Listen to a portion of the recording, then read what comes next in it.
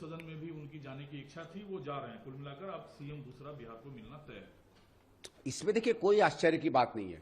ये तो कांग्रेस बार बार कहती थी कि जो रवैया रहा है भारतीय जनता पार्टी का साथी दलों के साथ क्षेत्रों में, वो धीरे धीरे उन क्षेत्रों को, पहले उन पार्टियों को या उन लीडरों को बिल्कुल चूस लेना।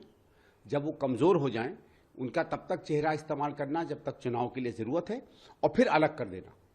ये भी यही हुआ है।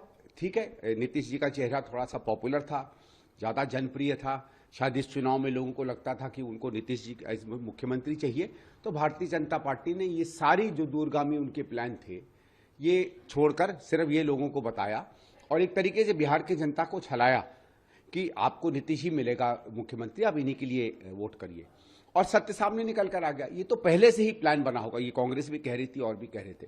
लेकिन बात ये बन जाती है कि जो वायदे आपने किए, जिस चेहरे के साथ आप चुनाव लड़े, जो 5 साल के लिए जिसको वोट किया था बिहार की जनता ने, उस वायदे का, उनका उस भरोसे का क्या हुआ है?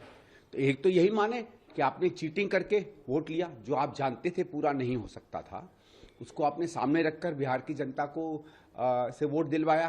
क्योंकि मुझे पूरा विश्वास है, जो कम से कम फील्ड से खबरें आ रही थी, कि अंततः लोग नीतीश जी के चेहरे पर उस तरफ चले गए। अगर वो नहीं होता तो हो सकता है, मुझे पूरी संभावना है कि बिहार का चुनाव बिल्कुल उल्टा पड़ता और भारतीय जनता पार्टी और जेडीयू की सरकार नहीं बन पाती। अब इंडिया ब्लॉक के लिए क्या संभावना है आफ्टर नीतीश जो आपको? नहीं, ठीक है, अभी तो उनके पास मेजोरिटी है, अब वो देखेंगे, वो जाने, उनके विधायक जाने और हमारा स्थानीय नेतृत्व जाने, उसके बारे में मैं ज्यादा कुछ नहीं कह सकता।